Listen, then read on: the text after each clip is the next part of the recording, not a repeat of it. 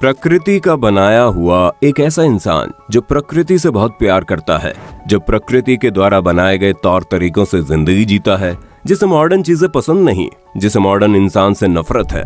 और हम लोगों ने उस इंसान को एक नाम दिया है आदिवासी। जब इंसानी सभ्यता की शुरुआत हुई थी तब इंसान जंगलों में किस तरीके से अपनी जिंदगी बिताते थे ये तो आपने बहुत ही अच्छे तरीके से पढ़ा और जाना होगा। लेकिन धीरे धीरे हम इंसान मॉडर्न होते चले गए और आज हम इस जगह तक पहुंच चुके हैं कि हर रोज प्रकृति की छाती को छलनी कर रहे हैं। लेकिन आज भी हमारी पृथ्वी पर कुछ ऐसे लोग रहते हैं जो प्रकृति के नियमों के अनुसार चलते हैं, जैसे आज से हजारों साल पहले हमारे पूर्वज रहा करते थे और अपने तौर तरीकों से धरती को और अपनी प्रकृति को बचाने के लिए इतने आक्रामक हो जाते थे कि दुनिया की सबसे तगड़ी माने जाने वाली अमेरिकन आर्मी भी उन जनजातियों से डरकर भाग खड़ी होती है। और आज हम आपको इस वीडियो में हमारी दुनिया में मौजूद उन्हीं जनजातियों के बारे में बताएंगे, उन्हीं आदिवासी समुदाय के बारे में बताएंगे जिन्होंने अपनी प्रकृति और अपनी जमीन, अपने रहन सहन और अपनी परंपरा को दुनिया भर के लोगों से लड़कर आज तक बचाए रखा है। आज का ये वीडियो आपके लिए बहुत ही इंफॉर्मेटिव होने वाला है, वीडियो को अंत तक जरूर देखना। चिंबू स्केलेटन। सबसे पहले हम जिस आदिवासी समुदाय की बात करने जा रहे हैं उनका नाम है चिंबू आदिवासी समुदाय। दुनिया के सबसे खतरनाक आदिवासियों में से एक चिंबू पापुआ न्यू गिनी के चिंबू इलाके में रहते हैं।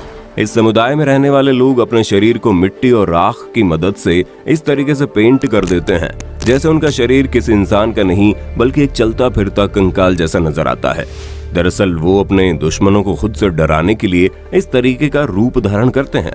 90 के दशक में इनका सामना अंग्रेजों से हुआ था, जिसमें अंग्रेजों को बुरी तरीके से डर कर भागना पड़ा था। आपको जानकर हैरानी होगी, जब किसी का सामना इस समुदाय के लोगों से होता है तो लोग इनके लड़ाई से ज्यादा इनकी शक्ल को देखकर डर जाते हैं। ये लोग आज भी ट्रेडिशनल तरीके से जिंदगी को जीते हैं। ये खेती करते हैं, पशुपालन करते हैं और अपनी जिंदगी बिताते हैं। ये आदिवासी समुदाय पापुआ न्यू गिनी के उस इलाके में पिछले 400 सालों से अपनी जिंदगी बिता रहे हैं। मोहावक पीपल। सबसे पहले आपको बता दें, मोहावक बालों की एक बनावट को कहते हैं जिसमें बाल किसी इंसान के सिर पर खड़े झाड़ियों जैसा दिखाई देता है। इस आदिवासी समुदाय के लोग बालों को इसी तरीके से सजाते हैं। यही वजह है कि इनका नाम मोहावक समुदाय रखा गया। ये आदिवासी का समुदाय नॉर्थ अमेरिका का सबसे पहला आदिवासी समुदाय है।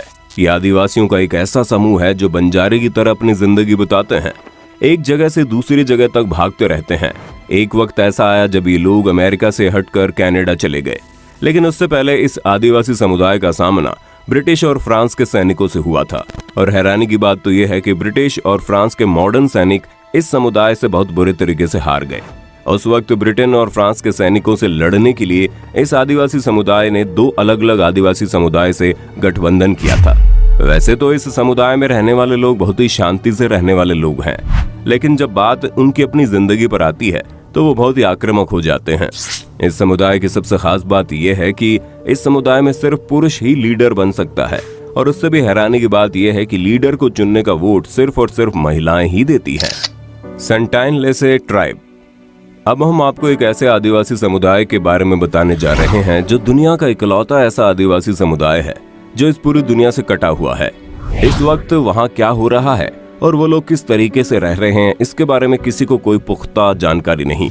ये जनजाति कहीं और नहीं बल्कि हमारे भारत के ही बंगाल की खाड़ी में अंडमान निकोबार के बगल में बने एक छोटे द्वीप पर बसा हुआ है।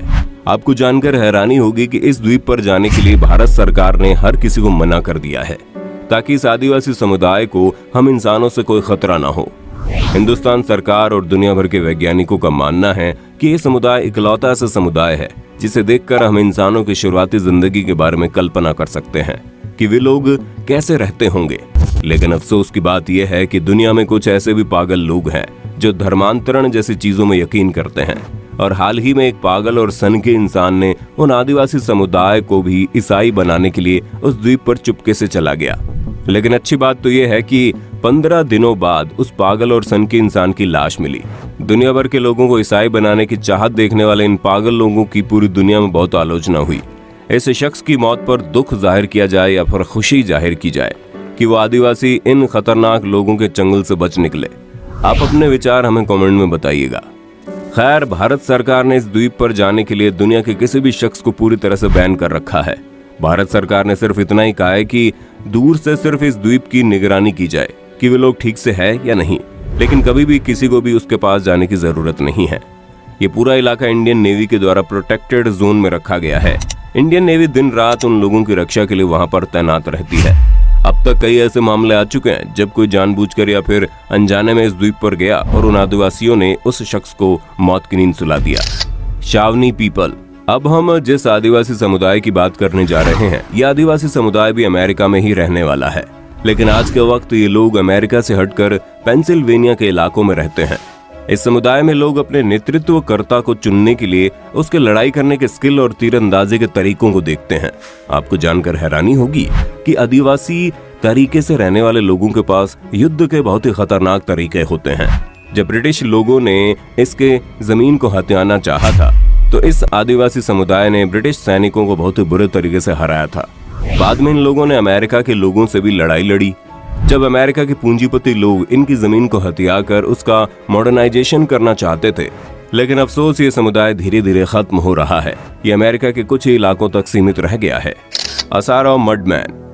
अब हम आपको जिस आदिवासी समुदाय के बारे में बताने जा रहे हैं, ये दुनिया के सबसे खतरनाक दिखने वाले आदिवासियों में से एक है, जो पापुआ न्यू गिनी के जंगली इलाकों में रहता है। इसे मिट्टी से लिपटा हुआ इंसान के रूप में भी देखा जाता है। दरअसल ये जब भी अपने शिकार पर निकलते हैं या फिर कभी जंग पर निकलते हैं, तो अपने पूरे शरीर और चेहरे पर मिट्टी लपेट लेते हैं।